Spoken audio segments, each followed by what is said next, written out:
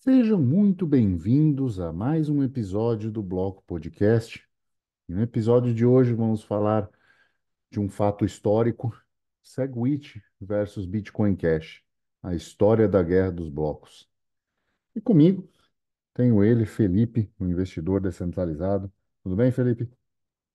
Pô, tudo tranquilo. Vamos lá mais uma vez. Curtindo o calor aí no pré-natal? Ah, nem me fala, que coisa horrorosa. País subdesenvolvido. Tô brincando, tem nada a ver não. É, bom, o assunto de hoje assim, e não é da minha época, né? Então, assim, eu cheguei no Bitcoin depois dessa guerra. Ah, tive que estudar ela em retrospecto, né? Relembrar de algumas coisas antes hoje para a gravação desse episódio. Mas a Guerra dos Blocos foi um grande desentendimento entre mineradores e desenvolvedores sobre o futuro do que seria o Bitcoin, de tamanho de blocos e uma série de questões de escalabilidade. E o resultado final disso foram dois grandes implementações de dois grandes mecanismos, né? O SegWit no Bitcoin e o surgimento do Bitcoin Cash. E foi num momento particularmente sensível, né? E que nós vivemos, de certa forma, desdobramentos desta chamada Guerra dos Blocos até hoje, né? Acho que você está falando sem estar Não, eu no não tá. tava falando, é porque deu uma travada na. Ah, tá. Desculpa, eu não ouvi o que você terminou de falar, porque deu um erro de conexão. Eu só vi você falando da Guerra dos Blocos e o que tá acontecendo até hoje, mais nada. Essa situação dessa Guerra dos Blocos, a gente está vivendo desdobramentos disso até hoje, né? Sim, não só os desdobramentos, mas vários paralelos estão Consequências, sendo né? feitos, Sim. né? Tipo assim, isso está sendo retomado com mais frequência, eu diria, né? Tipo assim, oi, lembra o que aconteceu isso lá atrás? Uhum. Então, né? Tipo assim, talvez, será que a gente não está nesse ponto de novo? Pois Eu, é. eu não sei, eu acho que as pessoas, assim, por mais que isso não esteja sendo explicitado, né? Igual a gente pretende explicitar aqui hoje, isso já está sendo mais. Talvez está começando a bater sabe, no fundo da cabeça das pessoas, entende? Sim, sim. Enfim. Não está mais uma coisa que faz parte do passado e está resolvido, né? Talvez tenham, estão começando a se realmente bater e martelar isso e algumas lembranças disso serem colocadas à tona. Olha, isso já aconteceu, né? Para quem não viveu, para quem viveu isso, tá lembrando de certos acontecimentos, né? Talvez a gente está chegando na Segunda Grande Guerra dos Blocos. Talvez, talvez. E, e- e olhando agora e pensando já aqui, talvez essa guerra seja infinita, né? Não vai ter um certo fim, assim. Vão estar sempre sendo discutidos coisas em relação a isso e nós vamos viver constantemente É, essa situação cada voltando vez. ou as consequências dela, né? Enfim. E cada vez mais, né? Porque, querendo ou não, você tem cada vez mais pessoas participando da rede, mais pessoas querendo expressar opinião, pô, mais pessoas que às vezes o cara antes não entrava com recurso na rede, agora ele está entrando. Então, assim, é de se esperar que tenha cada vez mais, tipo assim, opiniões diferentes, né? Aí para Sim. serem usadas, enfim. Daqui a pouco vão querer dar Bitcoin de subsídio para as pessoas, enfim, não para É, mineradores, vão querer distorcer tudo, né?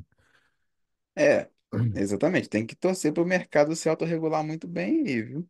Tem.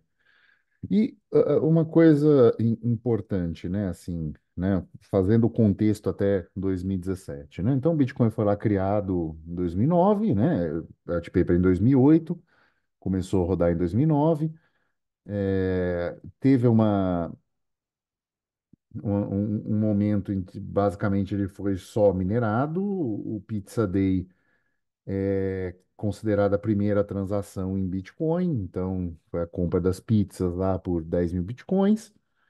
E isso gerou uma, uma pequena comunidade de pessoas e começaram a ver uma utilidade realmente monetária no Bitcoin. E aí começou a ser negociado em corretoras, especulado, né? E aí isso até chegar lá por volta de 2015, que foi quando começou a se ventilar a hipótese de, olha, nós temos apenas, né, no nosso bloco, 1 megabyte a cada 10 minutos, né? Ou seja, a rede crescia em média 6 megabytes por hora, né? E esse espaço está ficando pequeno, né? Já havia tido o primeiro grande boom das FIIs, né? Estava ocorrendo esse boom de FIIs, né? Se olhar o contexto ainda um pouco mais histórico do outro lado, né, foi logo quando esse fenômeno de blocos começou, foi quando apareceu o Monero, né, fazendo um paralelo já, resolvendo algumas questões dessa de bloco tamanho fixo, porque isso já vinha sendo discutido. Então, o Monero já pegou isso e já deu uma outra solução, né? Aproveitando que um protocolo ia ser criado do zero, então já fizeram de uma outra forma. Mas o Bitcoin entrou nessa discussão, 1 megabyte é muito pouco, né? Estamos, o Bitcoin está crescendo como um todo, e isso é um problema de vai faltar espaço, né? Qualquer semelhança com o ano de 2023 é mera coincidência, tá, Felipe? É, tipo assim, a gente analisando de longe é mais até tranquilo, né? Mas se você for olhar as narrativas que surgem, né? Em torno disso são bem complicadas, né? Mas enfim, vamos falar sobre a Guerra dos Blocos. É. E essa, ah, esse, esse, esse processo começou a vir, né, dos mineradores e de grandes pools de mineração, principalmente a Antipool, que ah, é da Bitmain, né, da maior empresa de produtora de ASICs do mundo. E esses blocos, né, essa pressão por aumentar o tamanho do bloco, né? Já já se mostrava isso importante, né? O Bitcoin na época tinha uma dominância até maior do que tem hoje no mercado cripto como um todo, né? Então vinham se criando situações, né? Então, por um lado, você tinha mineradores querendo um bloco maior para poder incluir mais transações e ganhar mais taxas. Por outro lado, você tinha a resistência dos devs em fazer qualquer mudança, né? E, e você tinha no meio o usuário que já tinha vivido uma crise de taxas proporcionalmente muito altas, né? Não só em dólar, né? Mas principalmente no caso em bitcoins, né? Porque na época não tinha o mesmo valor, né, em preço que tinha hoje. Então, o preço era um outro patamar de preço, mas mesmo assim as taxas subiram consideravelmente, mostrando esse tamanho de bloco limitado ser um problema, e aí foram debatidas ideias e situações de como implementar uma melhora, uma escalabilidade disso, né? Então, essa limitação, né, de 1 megabyte restringia, o número de transações que poderiam ser processadas, como hoje nós temos isso da mesma forma, né? Dificilmente você vê um bloco hoje com mais de 5.000 transações, né? Sim, então, é, a discussão, né, que surgiu à época, ela é boa, ela é interessante. Isso surge agora, isso vai surgir novamente em momentos futuros. E é de extrema importância, né, que isso surja. E assim, e virão outros assuntos, outras discussões, né, para frente. Sim, Tipo assim, é bom, sabe? Às vezes o pessoal critica a gente, né? Não só eu e você, mas outras pessoas, né, que geram discussão acerca desses assuntos no Bitcoin, falando que, tipo assim, você tá fazendo FUD ou que é um assunto desnecessário. Cara, não é, porque você só começa a achar, né, soluções ou a ver opções quando você traz isso à tona. Você tem que jogar isso pro mainstream, sabe? Por sim, mais que o meio bitcoinheiro já não seja tão mainstream, né, seja bastante chato, ainda assim você tem que jogar isso pra cima pra discutir esse negócio. Enfim, é, é precisa. válido. Assim, isso é necessário, eu diria. É válida a discussão, a Bom, gente tem que propor. O que que foi que você falou? Deu uma falhada não, aí. desculpa, foi meu nariz. Ah, tá. Tá frio aqui. É, tipo assim, a gente tem que tentar achar um meio termo, eu diria, assim, nessa questão. É claro que assim, não vai bater martelo, né? Mas eu acho que fica um pouco complicado, porque a gente está vendo a taxa escalando demais, igual foi visto, né, lá atrás, igual você trouxe. Sim.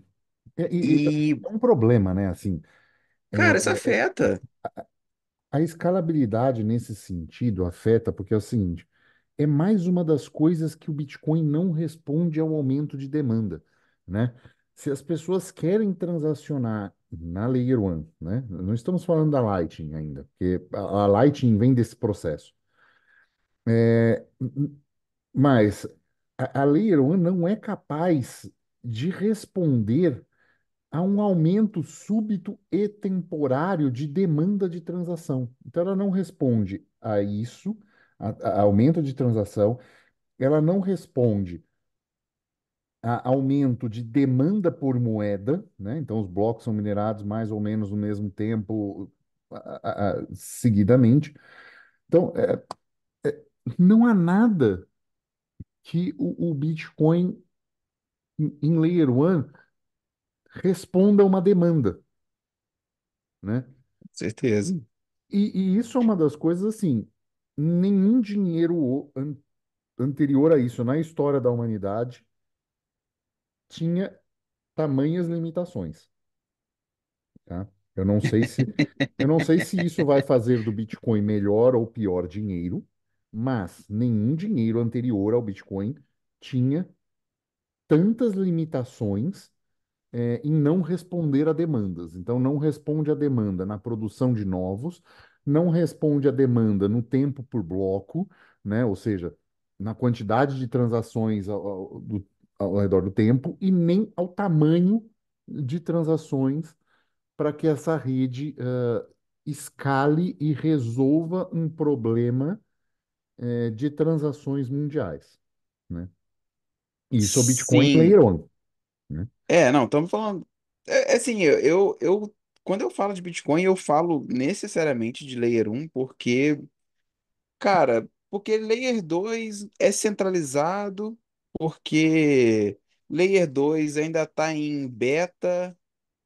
Porque Layer 2 não garante a segurança que Layer 1 garante, então quando eu falo de Bitcoin, eu falo de Layer 1. Não tem como ficar falando de Layer 2 e entrar nessa narrativa fajuta aí de que a Layer 1 é um cartório e quem vai entrar agora vai entrar usando Lightning, cara. Não, para. Se for para usar Lightning, desculpa, eu prefiro usar Monero. É muito melhor. Muito, muito, muito melhor. Então, assim, é, Assim, o que resolve o, o, a questão financeira, o que a gente pode olhar e ver, por exemplo, ler o padrão Bitcoin e entender os problemas monetários, e entender o que o Bitcoin corrige, ele está falando de Bitcoin Layer 1. é, Quando ele fala em escalabilidade, ele fala em Layer 2 e abre o precedente. O que que você está abrindo mão do trilema, né? é, Então, são outros conceitos. Então, assim, o que você tem em Layer 1 são as propriedades mais imutáveis do Bitcoin, né? Mais seguras, mais descentralizadas, né?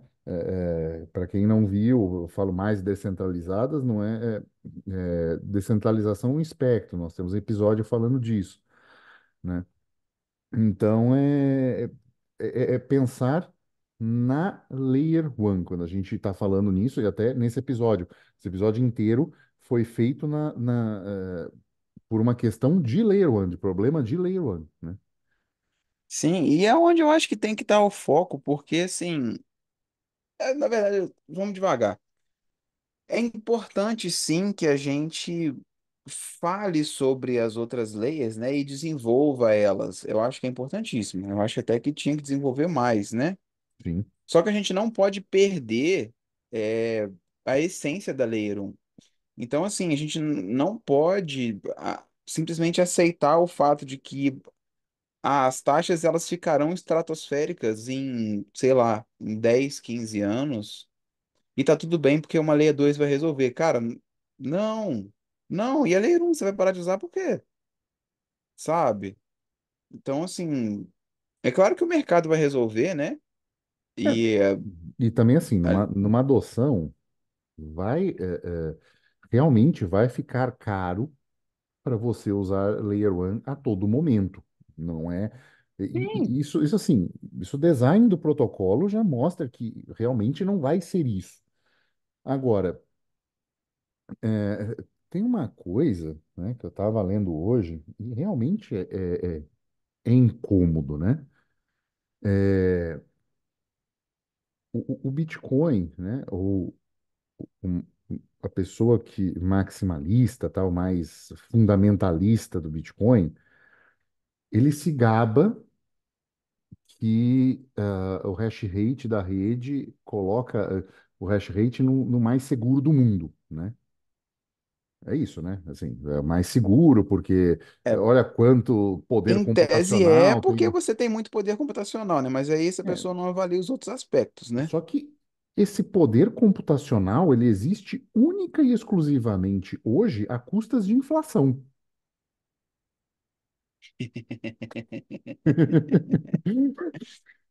Não Oh, é? meu Deus. É basicamente isso, porque assim, se não tivesse 6,5 bitcoins por bloco, não saía minerando bloco vazio sem transação nenhuma, só para pegar o subsídio, que subsídio nesse nome é inflação, está aumentando a base monetária, né? Inflação previsível, ninguém está falando, ninguém está criticando, falando que é inflação Não, a inflação prevista é bom. Se a inflação está prevista, tudo, prevista, mas é assim, bom. esse poder todo hoje na rede é garantido a custas de inflação. A gente não sabe quanto isso vai durar, né? É, mas é também um problema, né? A ser Sim, com apontado em algum certeza. momento específico, enfim. Devo fazer uma publicação de sair desse episódio também, vamos ver o que que o pessoal vai chorar em relação a isso, mas é um fato, né?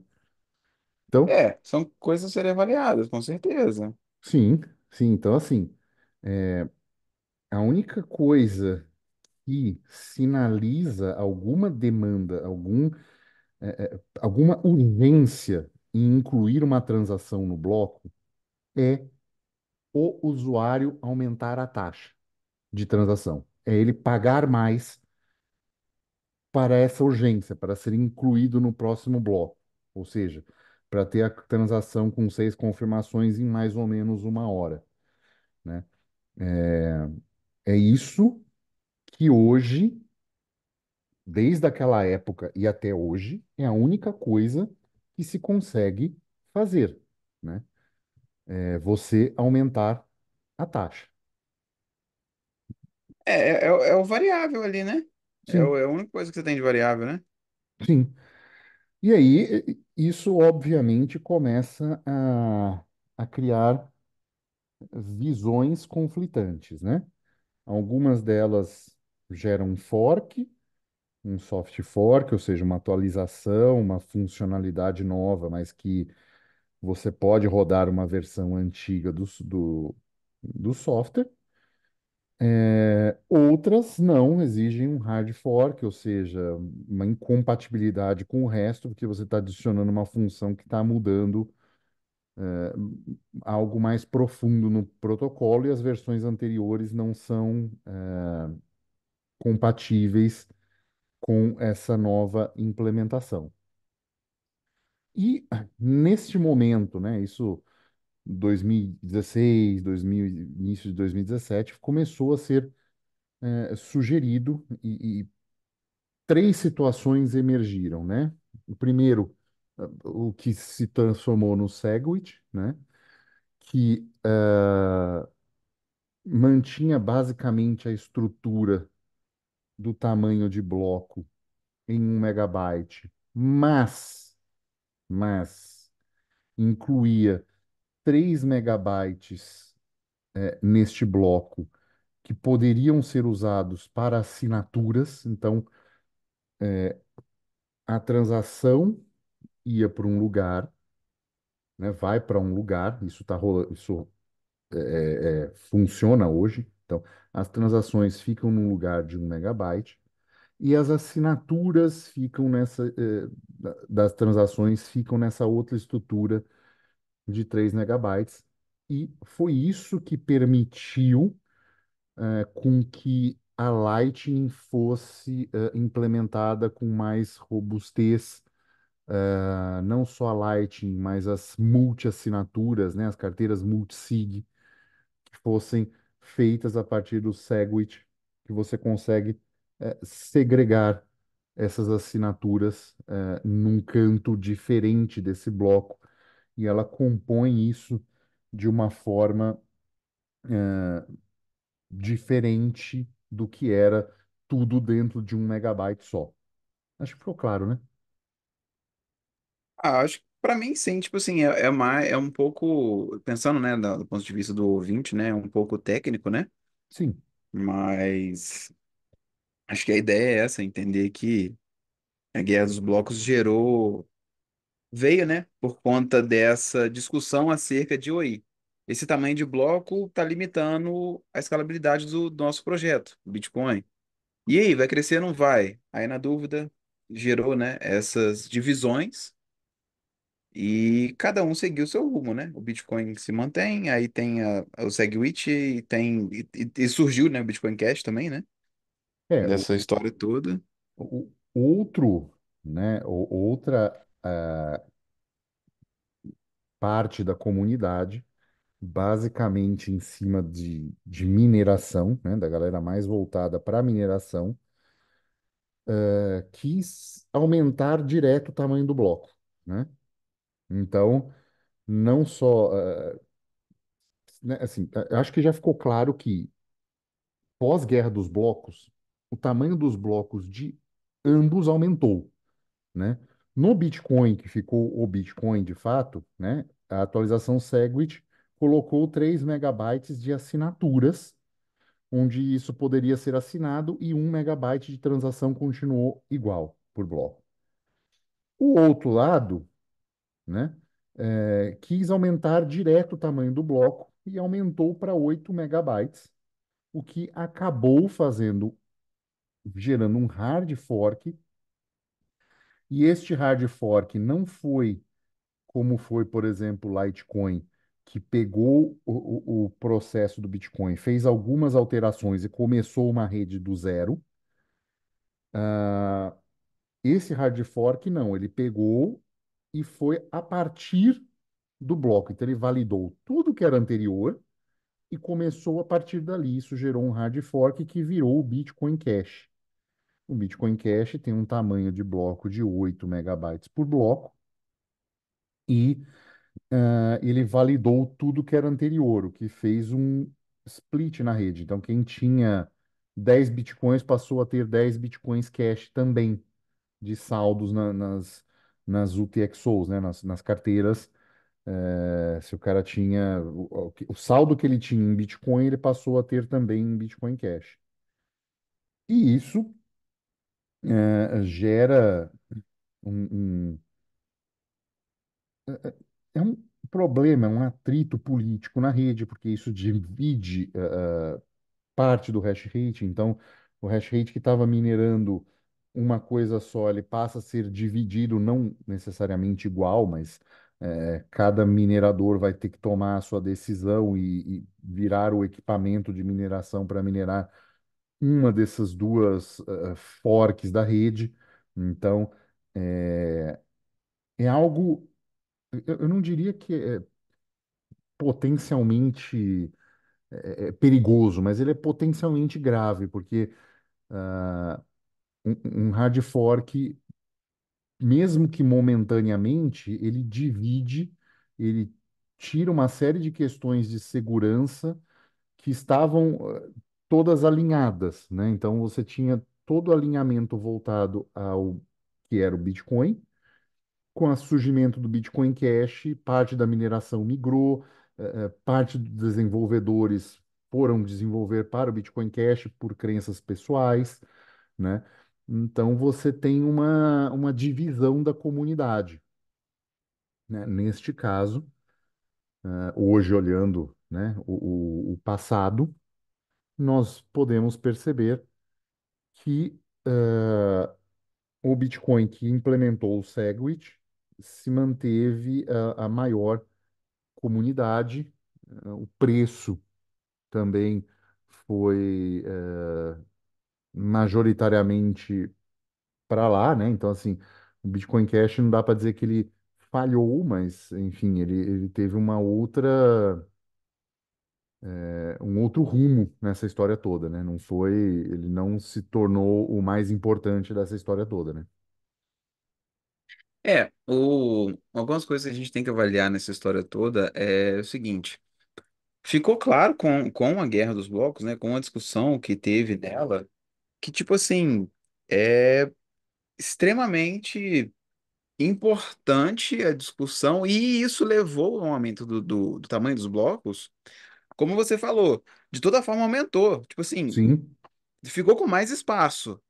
Então você tem que ver que, por exemplo, talvez o pessoal do Bitcoin mesmo não cedeu ao ponto de chegar ao Bitcoin Cash, mas alguma coisa teve que ser cedida. sim, Então, assim, essa discussão ela é interessante porque se na Guerra dos Blocos houve essa melhora, houve um SegWit, teve esse aumentozinho, nada impede que isso ocorra novamente. Nada impede que algo seja feito de novo, igual teve o SegWit antigamente, e que você tenha talvez o bloco um pouco maior ou com uma elasticidade, talvez, né? Não quero falar em bloco dinâmico porque o pessoal assusta, né? Mas não pode, é, pode. não. Mas então, tipo assim, a gente tem que entender que o Bitcoin, como a gente tem ele hoje, ele não vai ser o mesmo daqui a 5 10 anos, porque as coisas mudam e não Sim, está errado. É bom também a gente avaliar o fato de que o Bitcoin original ele manteve, né, a maior parte da comunidade, do valor, do preço, etc. Mas assim, que bom, não está errado, né? Que bom que ele tenha ficado dessa forma, mas isso não quer dizer, isso não invalida a tese de blocos dinâmicos que foi para o Bitcoin Cash, tá? É só um pequeno detalhe. A ideia, né, do bloco dinâmico ainda é muito boa. Não estou falando para implementar isso em Bitcoin. Só que é uma boa solução. Eu ainda vejo como uma boa solução. Não sei se o pessoal do Bitcoin vai aceitar. Tá ótimo também, não tem problema. Mas talvez é importante avaliar outras coisas, porque a gente está vendo que, cara, pô, com uma demanda de figurinhazinha, a rede já está muito cara de transacionar. ah, E sim, daqui a, porra, 5 anos. quando você tiver uma demanda de fato cartorária, sim, cartorária mesmo, de pessoas fazendo registros com, porra, de carro, de imóvel, etc., numa blockchain. Sabe? Ah, mas só porque é blockchain, só porque o Bitcoin é Bitcoin, ela tem que ser cara?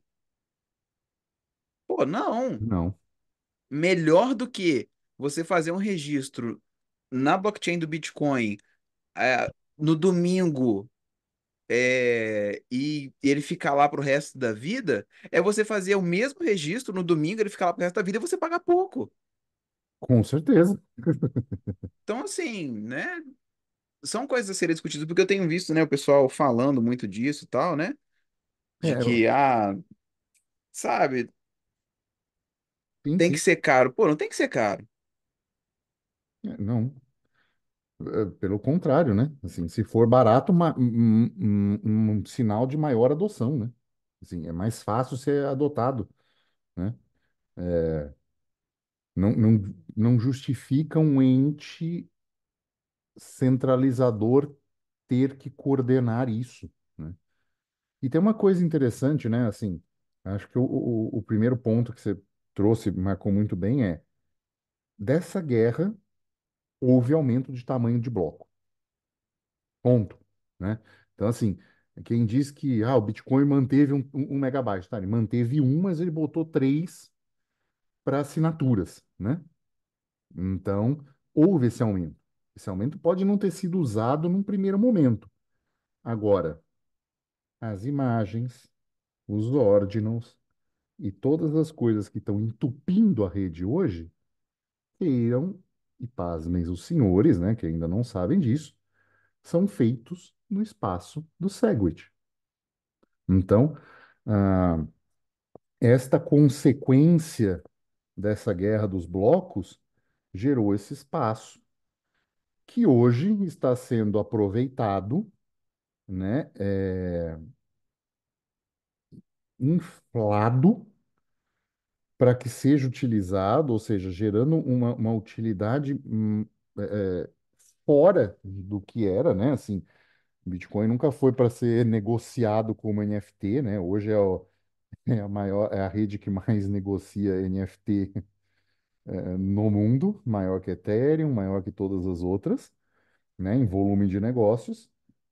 E esse espaço está sendo aproveitado até o limite, fazendo com que as taxas, que não existe um bloco dinâmico, não existe nenhuma resposta ao aumento de demanda, façam com que a única coisa para ser incluída no bloco seguinte seja tomada, seja feita, que é aumento das taxas de transação.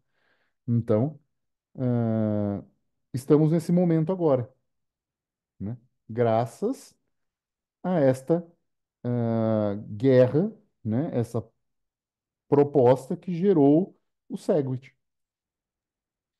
Cara, é realmente, a gente tem que ver que o que está acontecendo com o Bitcoin, ele só está acontecendo porque a rede permite que aconteça. Sim, sim, Então, você está vendo taxas absurdas? Ai, é um ataque da China contra o Bitcoin? Não, não, não, não. A rede permite que isso aconteça. Tanto que está acontecendo. A rede permite no sentido de que é viável que essa demanda aumente e você vai ver um preço mais alto. É um ponto, né, que eu vi que fez sentido, né, vindo dessa bolhazinha mais maximalista e tal, é o fato de que, tipo assim, você só tem uma taxa alta porque tem alguém disposto a pagar essa taxa alta. Eu concordo, sim. isso é fato. Mas E tem, muito provavelmente. mas aí também tem aquilo, né, cara? Deixa eu fazer um pequeno parênteses nisso, rápido. Teve um estudo que analisou asas de avião da Segunda Guerra para onde colocar blindagem. E os caras pegaram aviões caídos e olharam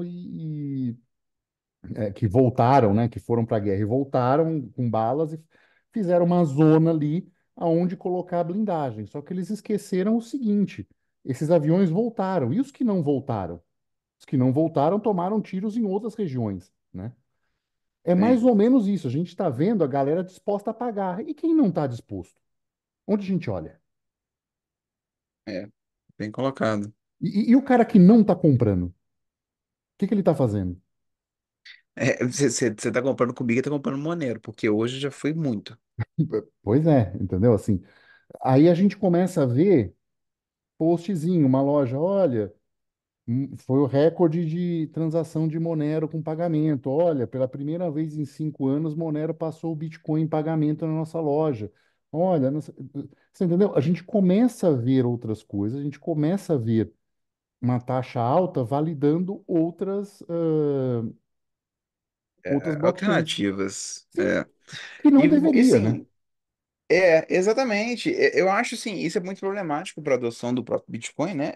Apesar de eu não achar ruim, porque eu gosto de transacionar com Monero e tal, mas, cara, a quantidade de gente, eu falo isso sempre, que me procura, né? Porque que às vezes o cara quer comprar Bitcoin e tal.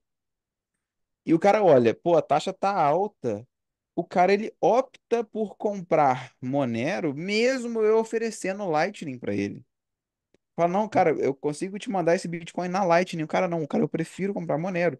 E assim, é a maioria esmagadora. Eu não sei se é um viés, né? Porque eu falo muito de Monero e aí pode ser que essas pessoas venham para mim, né? Assim, certamente tem um viés, né? A gente não pode, É, mas não dá para dispensar, sabe? A gente começa a ver coisas assim, é, situações que não, não só isso, aumenta o uso. Então, assim, a gente está falando de empresas que há 5 anos aceitavam o mesmo método de pagamento, sabe? Quando saiu o Lightning, os caras começaram a aceitar Lightning. Os caras vão lá e falam assim, não, ó, Monero está batendo Bitcoin, ou ainda não, mas subiu muito em relação ao que era, entendeu? Não só Monero, mas assim, outras, né? Você sim, começa qualquer outra a validar outras redes. Então, assim, porcaria.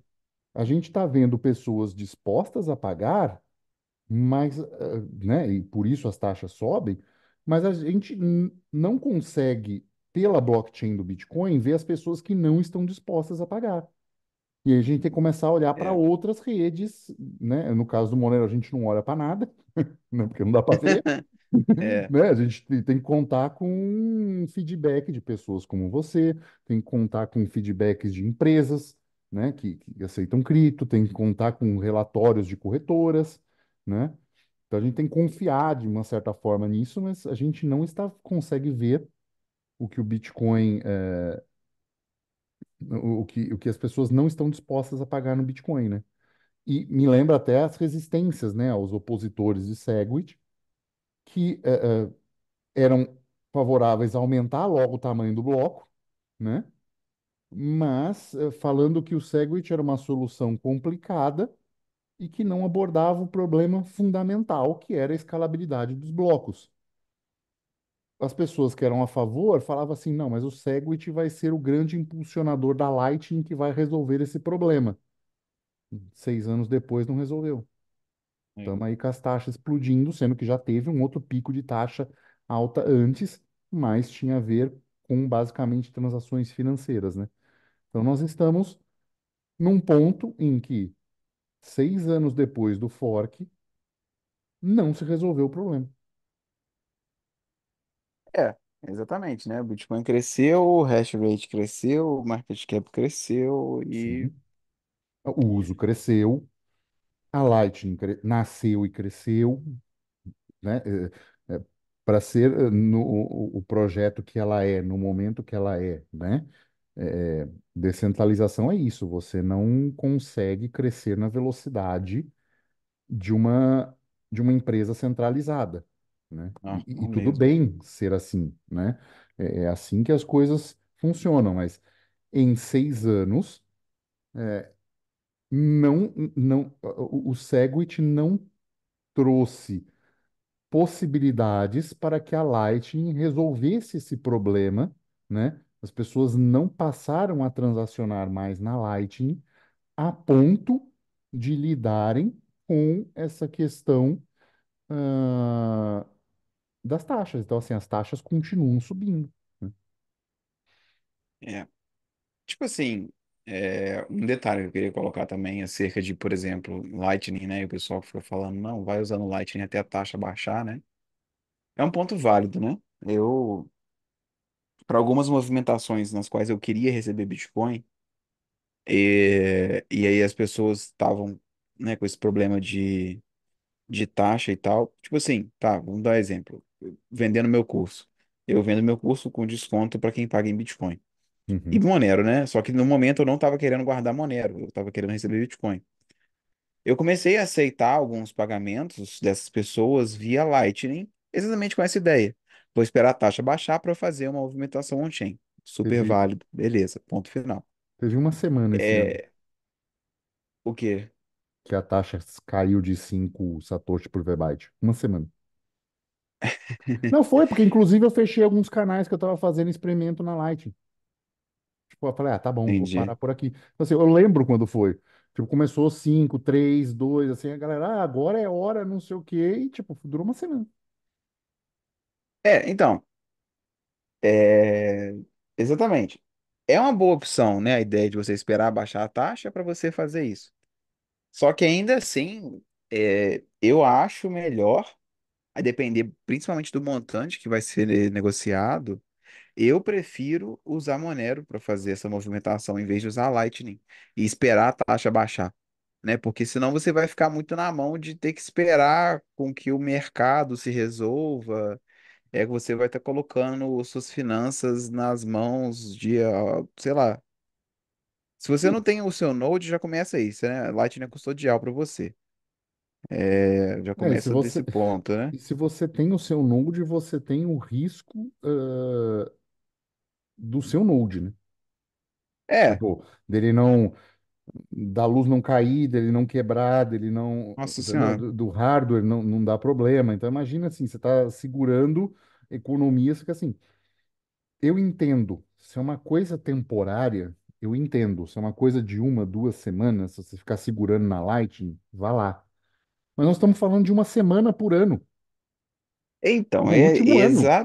exatamente esse é o ponto que eu ia entrar, porque a gente, até pouco tempo atrás, a gente falava, não, é, você vai, por exemplo, você que quer fazer vendas em Bitcoin, você faz várias vendas ao longo do dia, e aí no final do dia você pega e manda para sua carteira on-chain, o que é melhor, porque é mais seguro, etc. Aí a Justo. narrativa foi mudando. Não, você vai juntando em Lightning, aí na semana que vem você manda on-chain. Aí, tipo assim, tá chegando num ponto que você vai segurando em Lightning e você pode esperar 1, 2 meses para você movimentar um chain. E aí, você vai ficar segurando 2 meses de dinheiro em Lightning só para esperar o on-chain baixar para você mandar para on-chain para você poder utilizar da segurança da Layer 1, sabe? Tipo assim, Você vê? até que ponto esse aspecto, esse lapso temporal, né, de você mandar para on-chain vai aumentando, sabe? E você perdendo no quesito segurança. Sei lá, cara, é complicado você contar com isso, entendeu? Muito complicado, né?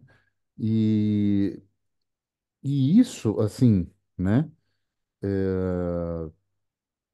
Isso é uma coisa que a gente, infelizmente, não conseguiu ver, né? O resultado disso no Bitcoin Cash, né? Porque ele não teve essa demanda de adoção, que o Bitcoin está tendo, né? Mas ele tem 8 megas de espaço, até 8 megas de espaço de bloco, e a gente não viu isso ser utilizado, mas o que dá para dizer hoje é que a solução dessa guerra dos blocos, e é por isso que eu acho que é a importância desse contexto histórico, né? Porque hoje a gente está sendo afetado diretamente com ele, é que o Segwit ainda não resolveu, né? Ele ainda não teve É, essa resolução de, de escalar o Bitcoin do jeito que deveria, de dar segurança a usuários, né? Enfim, a gente tem episódios recentes de usuários por questões adjacentes a Lightning, mas com um node Lightning perdendo 4 bitcoins, enfim. É, nós nós temos situações em que a Lightning não resolve, não dá a segurança necessária, né? Para quem estava no começo do ano, lembra que a Blue Wallet tinha Node custodial Lightning e do nada mandou uma mensagem, olha, pode sacar até tal data porque a gente vai desativar tudo. E aí foi aquela Eu corrida lembro de disso. saque, né? Enfim, eu tinha um pouquinho só de teste lá também, tirei, enfim, mas você está dependendo de empresas, né? Assim, a sua Wallet of Satoshi é uma empresa, né? A ZBD é uma empresa. Então, ela pode perder os fundos. Ela Cara, pode instalar um app malicioso sem querer e os caras foram lá e drenar o fundo dela. Aliás, tem muita gente querendo, né? É um puta honeypot, né? Assim, tem um monte de Bitcoin ali, público, da mesma forma. Esse é um outro problema também que eu vejo. Da mesma forma é público, sabe? Você não ou tem. nem fala. Pois é, assim, tá todo mundo olhando, entendeu?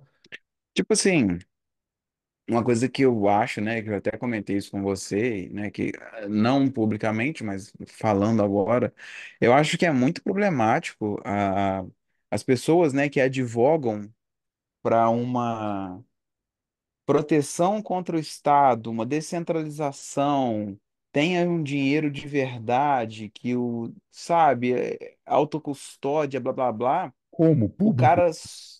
para todo mundo Hã? ver. Não, não, vai ouvindo. O cara, tipo assim, o cara vem com essa fala. E aí, só para se manter dentro de uma narrativa, só para manter o enredo dele Bitcoin only, o cara fala para você usar essas ferramentas que são extremamente centralizadas ainda, que ainda dependem de terceiros, que não existe autocustódia, aonde Passíveis você de tem, regulamentação. porra, onde você não tem Bitcoin nativo, você tem Bitcoin, porra, em PEG, sabe? Soluções que são distribuídas e não descentralizadas. Tipo assim, porra, você perde totalmente a narrativa do descentralização, você perde a narrativa da proteção contra o Estado, você perde a narrativa da autocustódia quando você começa a sugerir para as pessoas usarem essas coisas só porque tem Bitcoin no nome.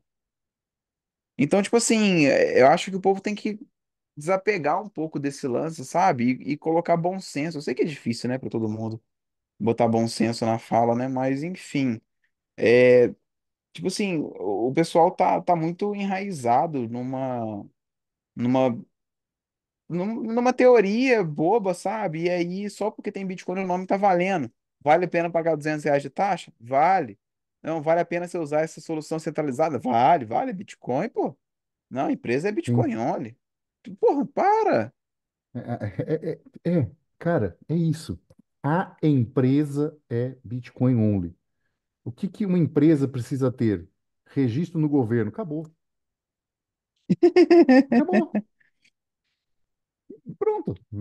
Está explicado? Se a empresa precisa ter registro no governo, logo, sabe o não tem dono? Aí tem dono. Uhum.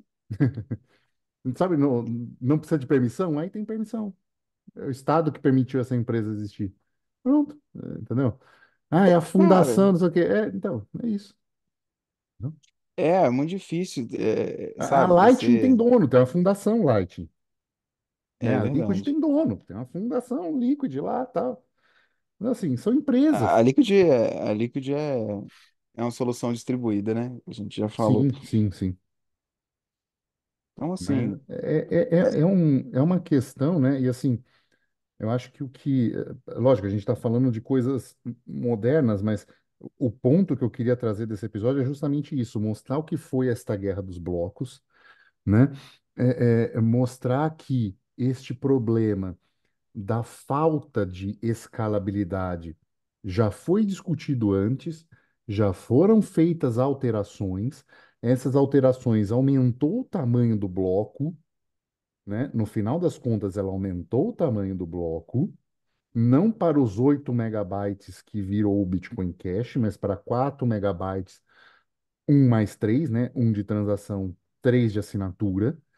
E este espaço de assinaturas é o que está sendo feito hoje, foi invadido dentro do consenso, dentro das regras do Bitcoin, com os ordinals e as inscriptions. Então, é lá dentro que isso está sendo feito, e isso é uma consequência direta de uma tentativa de resolução dessa guerra dos blocos que gerou essa alteração do Segwit. Então, nós estamos hoje sofrendo as consequências desta tentativa de escalabilidade que veio na época com a desculpa de que isso, com a desculpa não, com o propósito de que isso serviria para aumentar soluções de segunda camada de escalabilidade, que era a proposta da Lightning. Então, a Lightning é culpada pelos inscriptions. É, é aquela coisa, sabe? Tipo assim, essas discussões elas são válidas. A crítica ela é boa porque ela é construtiva, eu diria. Sim, E assim, no fim das contas, cara, o que a gente quer mesmo é que isso vá para frente, né? Mas essa discussão ela é importante porque certamente. alguns problemas eles foram postergados, eles não foram resolvidos. É isso que Exato, aconteceu. exato, assim, eu vejo essa guerra dos blocos muito mais uma postergação de problema do que uma resolução de problema, né? Eles deixaram um espaço ali e falaram, "Olha, criem isso aqui e utilizem, né, pensando em Lightning, para soluções de escalabilidade. O nego olhou, anos depois o Ethereum fez o NFT, a galera olhou, linkou uma coisa com a outra, dá para fazer aqui? Dá. Então vamos cair para dentro desse espaço aqui. Hum, E tirou o propósito financeiro, que a priori não é um problema, né, sim. inicialmente financeiro, não é um problema, tanto é que o bloco Gênese vinha com uma coisa não financeira, né, que era o, o título, né, do jornal lá, falando dos bancos. Então Sei já que ela havia, Chancellor on the Brink of Destruction, fala assim. é, então já vinha isso, né, então assim, já era uma forma de mostrar que não necessariamente é só financeiro, mas agora tá esse elefante branco no meio da sala ali, né? Incomodando, né? Deixando as pessoas que precisam fazer transação pagando muito mais e as que não estão dispostas a simplesmente não usarem, né? Então não estão É, usando hoje. é esse que é o problema, porque a gente vê muito cara aí que fica num hold às vezes até forçado, né? Porque não consegue movimentar valores e tal. Foi até a postagem que eu fiz, né, no Twitter acerca do aprisionamento, né, financeiro. Tipo É, assim, assim, e já estão se discutindo se vale a pena deixar a Bitcoin em corretora. é isso que eu tô falando, que tem que ter muito bom senso quando você ouve o pessoal falando na internet, porque a galera perde totalmente a narrativa e só para ficar defendendo Bitcoin, sabe? E É, esquece de tudo que os caras lutaram, que era descentralização, autocustódia, você não depender de um governo e tal. Tipo assim, agora o papo não é nem você depender ou não depender do governo, agora o papo é quando que a Blockstream vai entrar com a gente, sabe? Porra, não, para. exato, exato. E é uma questão, né, assim, talvez deixar em corretora seja melhor que Liquid, não sei, né? Você está colocando tudo em cima da Liquid quando você pode abrir conta em cinco, seis corretoras e ficar exposto ao Bitcoin lá dentro, esperando um momento de taxa baixa, a hora que você vai juntar tudo em USDT, juntar numa só e fazer a transferência. Não sei, às vezes é um risco mais diluído do que você tá em Liquid e Lightning só. Não sei, assim, é, É começa diversificação, né? começa a fazer sentido, sabe? Porque assim, as taxas estão altas por tanto tempo que talvez valha a pena, né? Tem algumas corretoras que dão alguma transação gratuita, né? Então, começar a buscar isso também, né?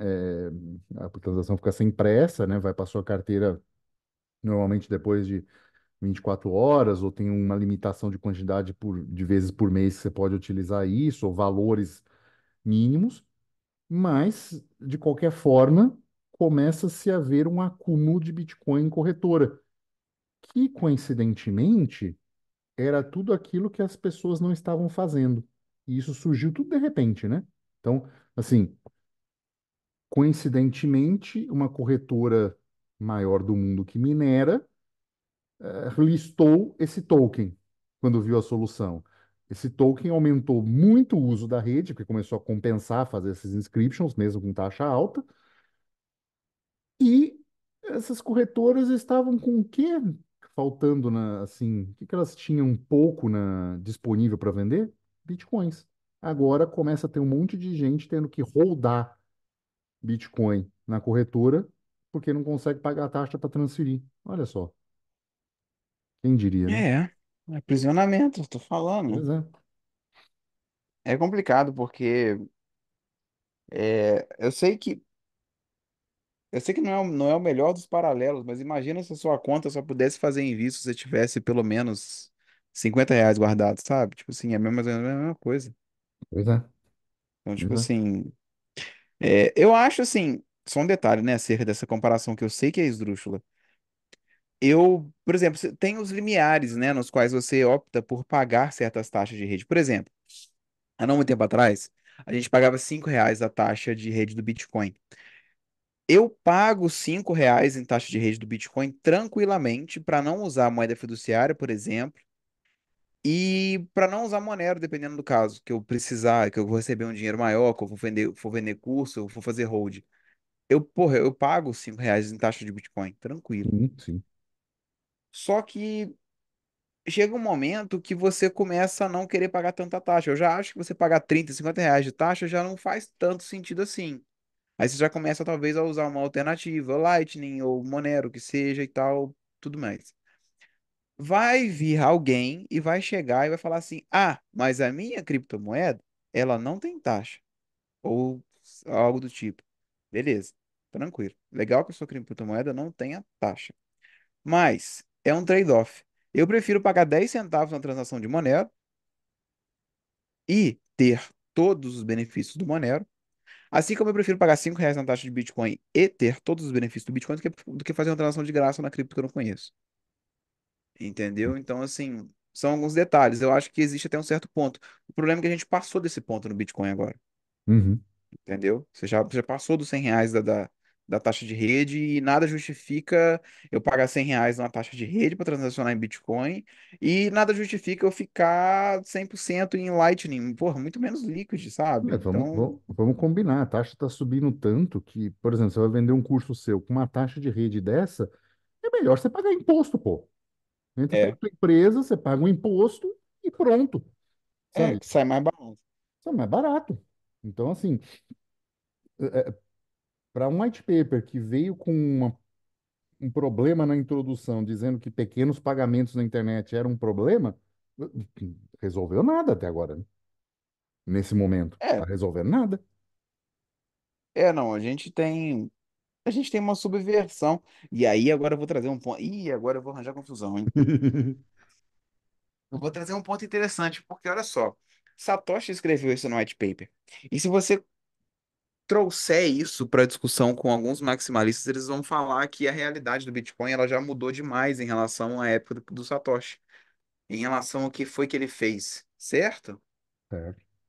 Se você subverte um white paper em 10 anos de existência dele, o que que você não faz com um livro com mais de 2.000 anos? Caralho.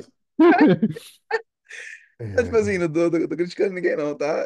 Não é pessoal nem nada não, mas assim, é, é só porque, assim, e não veja sei. bem, né? Um é praticamente pura matemática e outro é valor e costume, Então, assim, né? eu Entendi. eu não critico a religião, tá? Eu não estou criticando a religião. Eu estou criticando a pessoa que fala que só a religião dele está correta, tá? É, sim. Entenda isso. É a Sim. diferença. Não, excelente perspectiva para a gente. Desculpa, desculpa, Não, não, não, eu muito boa, muito boa. digressei. Eu acho que essa é uma boa reflexão para ficar. É, creio que já podemos trazer a notícia de hoje, porque esse episódio vai render extra episódio, né? Ah, vai. Eu imagino que vai. Bom, depois dessas falas que a gente teve, né, em relação à notícia, eu queria trazer um pouco diferente, porque eu quero que as pessoas entendam a minha forma de ver Bitcoin, que não é só críticas. A gente critica porque a gente quer ver bem. É igual filho, você corrige, você planta a mão na cara da criança porque você quer que ela saia, que ela aprenda, né, Para alguma que não, para que coisa. alguém na rua não faça isso por você, né? Exatamente. É melhor você bater do que a vida bater, né? Exato. Então, enfim. A notícia é o seguinte: Bitcoin é igual barata, impossível de erradicar, diz o The Economist. Então a gente está crescendo pra cacete. Assim como as baratas, o Bitcoin demonstrou ser quase impossível de erradicar, continuando a evoluir e adaptar-se em um ambiente em constante mudança, disse o jornal. Cara, mais uma vez, a gente. Importante, uma matéria importante. Não, isso é importante você ter essas grandes, esses grandes jornais, né, trazendo assuntos como esse, porque você vê que você está ganhando espaço, né? Tudo bem que uma hora eles vão elogiar, outra hora eles vão criticar, mas fale mal, mas fale de mim, sabe? É Sim. isso que está acontecendo. Então é importante eles trazerem isso, porque apesar das discussões que a gente traz, das críticas que a gente traz, eu ainda vejo Bitcoin como a melhor solução possível hoje no mundo, em detrimento de tudo que está acontecendo no quesito monetário, tá? No quesito financeiro, no quesito de emissão de moeda, moeda fiduciária, etc., economia no geral. O Bitcoin ele é a melhor opção, porque o que que eu acho que ele quer dizer, como quando ele fala dessa notícia aqui, né, que o Bitcoin é igual barato, é impossível de você erradicar. A natureza descentralizada dele e o ponto da descentralização que ele atingiu hoje torna ele muito difícil de você erradicar. Mais uma vez, descentralização não é uma coisa pontual, não é uma coisa binária, ou você é ou você não é. É uma coisa gradual que veio vindo com o tempo. Então, o Bitcoin hoje ele é mais descentralizado do que ele foi há 3 anos atrás, e daqui a 3, 4 anos ele será mais descentralizado do que ele é hoje. Esperamos. E tá tudo bem. Claro, obrigado. A gente espera que seja esse o caso, né? Mas assim, a grande ideia é que ele tem um potencial, uma potencial descentralização, e isso permite que, com as pessoas vindo, usando, etc., você tenha, então, esse uso que favorece a descentralização e que eles, né, se resolva, e que ele vá ficando, ele siga, permaneça existindo, independente de quem for contra ele. Então, por essas e outras coisas, eu acredito demais na existência do Bitcoin, né? Então, assim, é só para contrabalancear tudo que a gente falou aí, né? E vou deixar, ó, de graça, hein? Vou deixar de graça mais um questionamento para sua cabecinha. A barata, a barata, ela é um animal que come de tudo, certo? Um dinossauro, por exemplo, não, o dinossauro não é um bom exemplo. Digamos, imagine um animal que só coma uma determinada planta, uma planta específica. Ah, o panda só come O panda só come bambu. bambu. Beleza. Bicho desgraçado. Então vamos comparar. Você tem um panda que só come bambu e você tem uma barata que come de tudo. Numa situação de caos mundial, aonde 50% das opções de alimentação somem, qual bicho tem mais chance de sobreviver? A barata que come mais coisas ou o panda que só come uma? Muito provavelmente a barata, Uhum. porque se sumir uma das fontes de alimentação dela, ela tem outras, né? Pense nisso quando eu falo de você distribuir os seus investimentos, tá? Não corra o risco da ruína. Temos um episódio sobre isso. Um beijo pra você. Boa, boa. É, eu Eu basicamente concordo com o que você disse.